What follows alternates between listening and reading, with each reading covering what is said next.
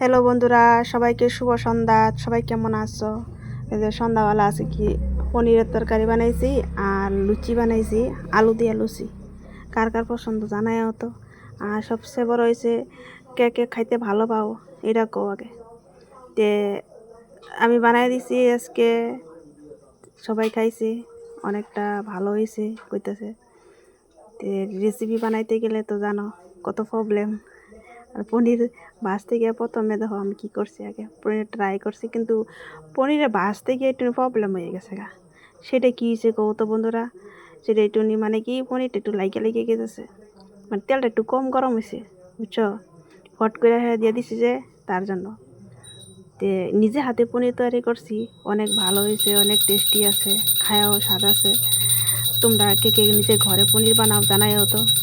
আমি যেদিন থেকে নিজে পনির বানানো শুরু করছি সেদিন থেকে তো আমার অনেক ভালো লাগে, খায়াও স্বাদ লাগে আর টেস্টিও লাগে। আর সবাই পছন্দও করে ঘরের পনির বানানি। আর আমার এরকম পনির রেসিপি তোমাদের যদি ভালো লাগে তো সাবস্ক্রাইব করে দিয়া, লাইক আর একটা কমেন্ট একটা শেয়ার করবা, আর সবাই পাশে থাকবে। প্রথমে আলুটারে ভাজা লইছি ভালো করে, তারপরে দিয়ে ঝুল দিয়েছি। আলুটা কিন্তু ভালো করে ভাজা নিলে কিন্তু পনিরের রসাটা কিন্তু অনেক টেস্টি হয়, জানো বন্ধুরা?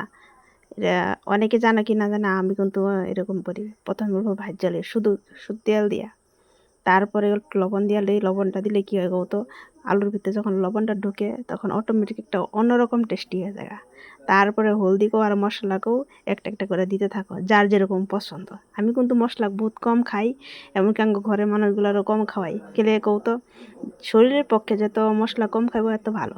আর দেখো আমার শরীরটা কত স্লিপিং আছে না এখনও, আমি মশলা বহুত ইউজ করি, কম, একদম কম ইউজ।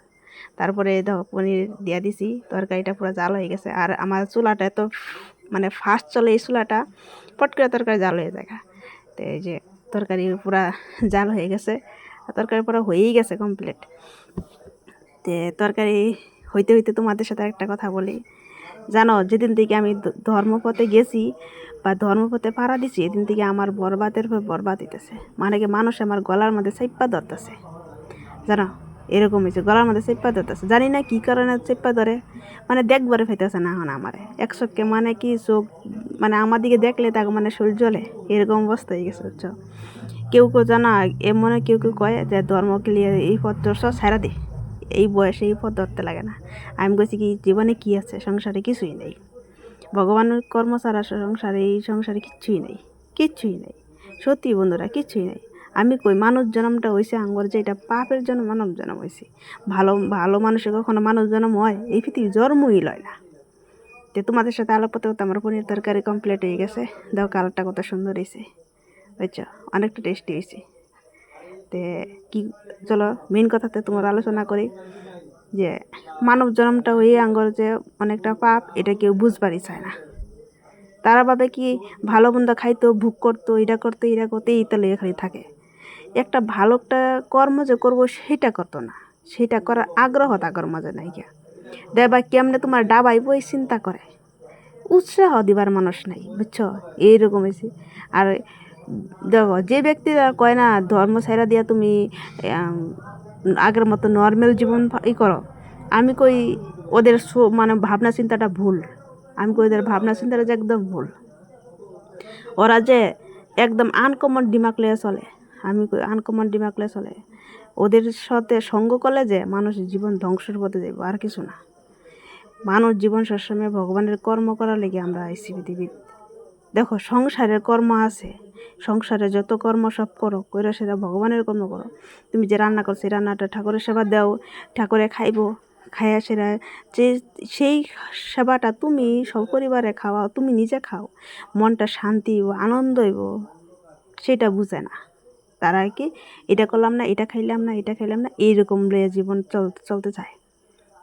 একটা কথা, যদি ভগবানের কারোর জীবনে ভালো লিখছে বা লেখা থাকে তাহলে ভালো হইবই, হইতো না কেন কত? ভগবানের বিশ্বাসটা সবথেকে বড় কথা। মনের ভিতরে যে বিশ্বাস না থাকে তো জীবনে যে কোনো কর্ম কিচ্ছু হইতো না। তারপরে আমি যে আলু পুরি বানাইতেছিলাম, আলু আলু পুরি কার কার পছন্দ জানে? আমার তো অনেক ভালো লাগে আলু পুরি।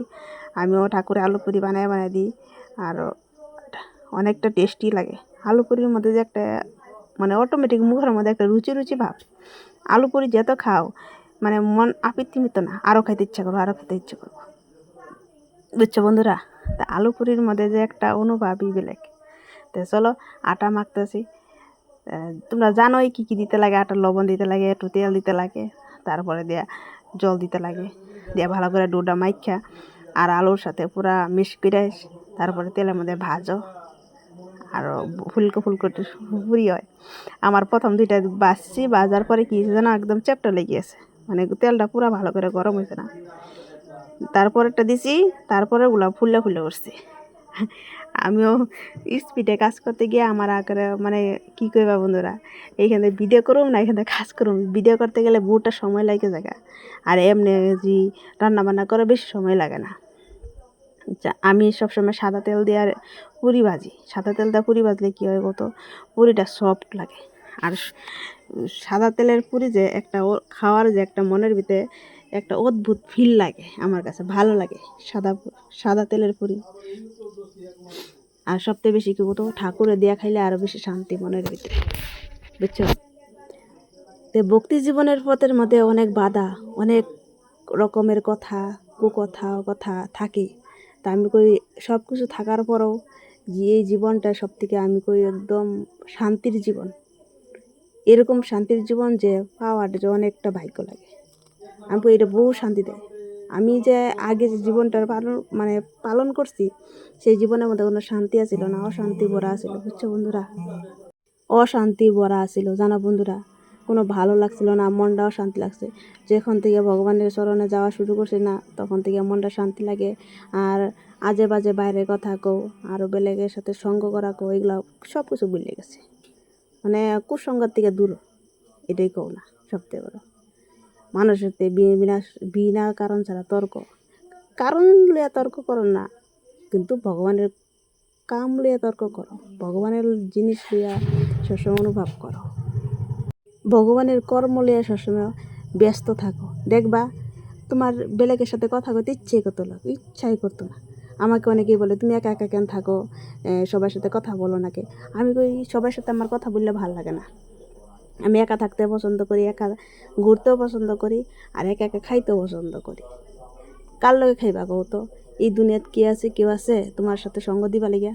আজকে সঙ্গ দিব, কালকে দেব শেষ। পরশু দিন সঙ্গ দিব, তারপর দিন তোমার নামে বদনাম করবো। বুঝছো বন্ধুরা? এইসব না শুন না, নিজের কর্মের প্রতি মনোযোগ দাও, এটাই সবচেয়ে বড় কথা। তো আমার ভিডিওগুলো তোমাদের কেমন লাগে একটু জানাইও। আর ভালো লাগলে সাবস্ক্রাইব করা, লাইক করবা, কমেন্ট করবা। বুঝছো বন্ধুরা? তো এরকম ব্লগ সবসময় তোমরা পাইবা প্রতিদিন একটা ব্লগ দেব আমি চেষ্টা করুম। তো যখন না পারি না দিতে লেগে, তখন তোমার শর্ট ভিডিও দিব। শর্ট ভিডিওতে আমরা দিতেই থাকি, কিন্তু লং ভিডিওটা যদি না পারছি, তবে আমি কমু যে লং ভিডিওটা আজকে দিতে পারম না। দেখো যতদিন এই দেহটা শুদ্ধ, অন্তরটা সাফা, অতদিন দেবা কি ভক্তিপথের জীবনে সবসময় আনন্দ অনুভব থাকবো।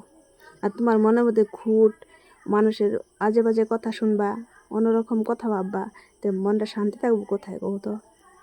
আমি প্রতিনিয়ত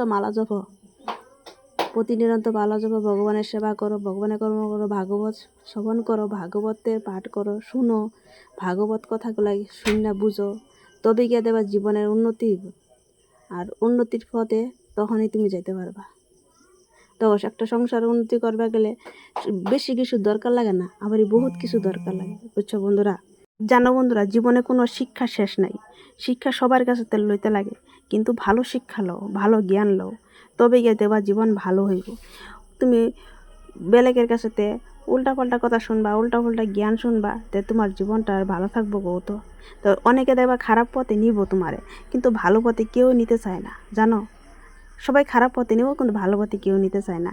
তো ভালো পথে যাও, ভালো সঙ্গ ধরো, ভালো সঙ্গ ধরবা, দেবে ভালো ভালো জ্ঞান আইব। আর অসৎ সঙ্গ ধরবা, দেবে অসতের মতন কথা হইব তোমার। তো ভাগবতের মধ্যে কইছে সবসময় ভালো সঙ্গ ধরো, ভালো কথা কও, ভালো সংস্কার পাইবা।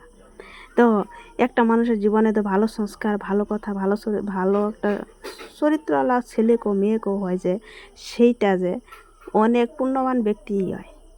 ভাগবতের মধ্যেই কইছে অনেক পুণ্যবান ব্যক্তি মানুষ হয়। যেমন তেমন মানুষে যে এত ভালো জ্ঞানী ভালো বুদ্ধিমতী হইতে পারে না গো। তার যে বহুত জন্মের যে পুণ্য থাকে, বহুত জন্ম পুণ্যের পরে গিয়ে সে ভালো মানুষ হইতে পারে, বুঝছো? যে তোমাদের সাথে কথা বলতে বলতে আমার পুরি ভাজা পড়াই কমপ্লিট হয়ে গেছে। দেখো ফুলকো ফুলকো পুরি ভাজে গেছে গিয়া। আর এই পুরিগুলো বহুত সফট হয়েছে গো বন্ধুরা, বিশেষ করে অনেকটা ভালো লাগছে খাইতে। তোমরা ওইরকম রেসিপি বানাইও আর তোমরাও ঘরে ট্রাই করেও দেখবে ভালো লাগবে।